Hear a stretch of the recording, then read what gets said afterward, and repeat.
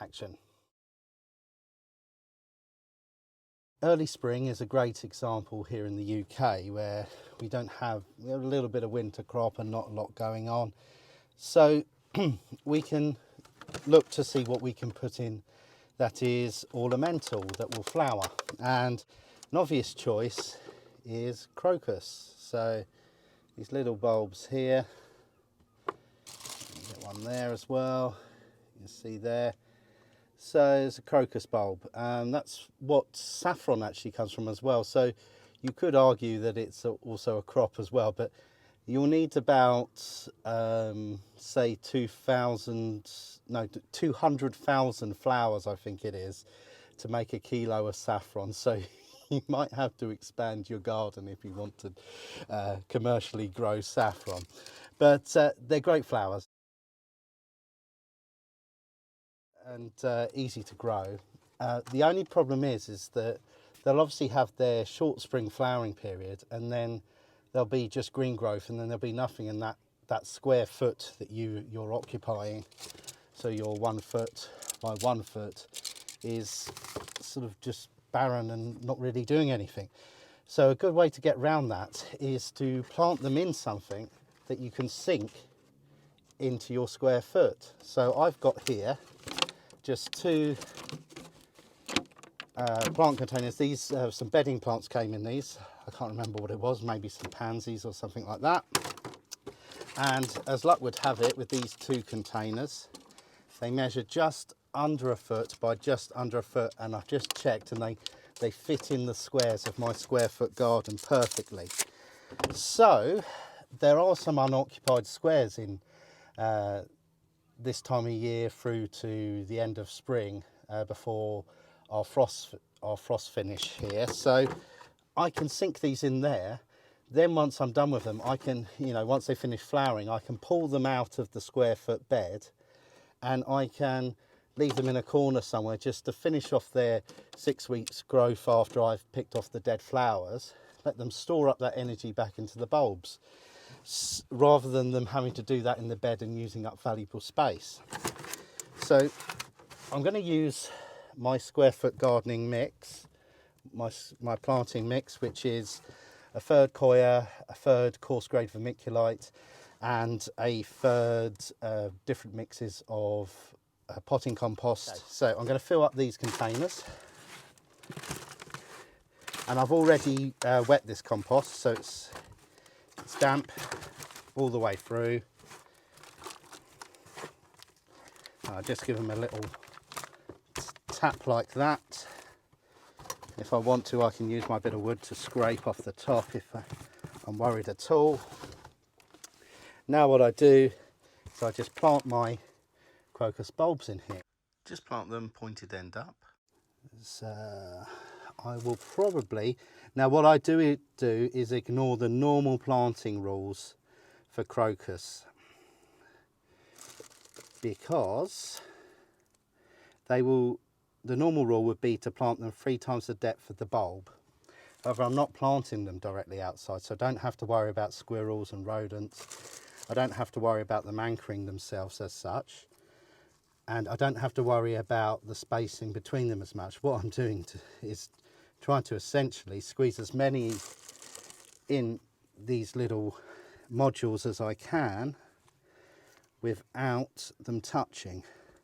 And it seems to be, with this particular one, 4 seems to be working quite nicely.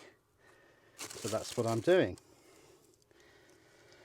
Then what I'll do is I will leave these in the greenhouse, or I could leave them in a cold frame, somewhere protected from the worst of the outdoor frost and the rodents, the squirrels, etc. When they put on about 1 inch of green leaf growth, I will then just pop them out into my square foot garden. So I will take the top few inches away of my planting mix, pop it in there, put a dusting of the planting mix over the top just to cover this plastic, and again the bulbs by about ½ inch. So if you can imagine it, one would be perhaps looking at a soil level of that, so it was actually covering it.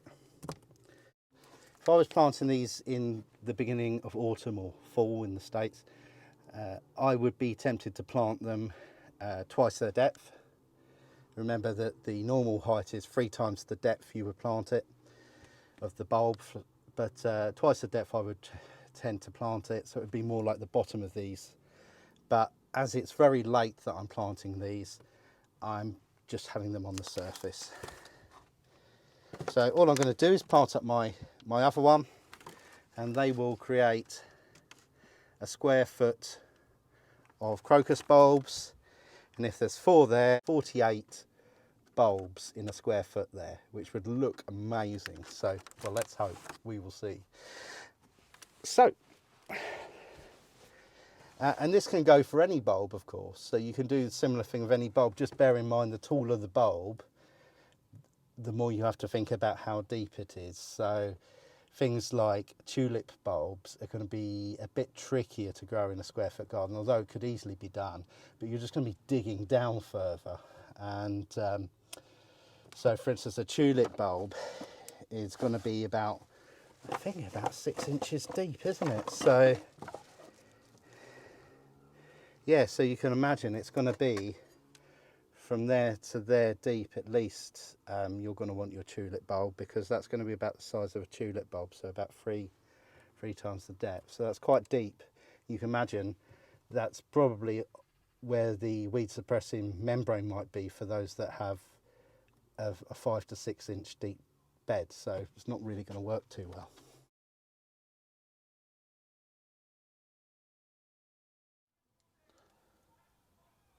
Cut. 4 and 4 is 8, 8 and 8 is 16, 16 and 16 is 32, 32, so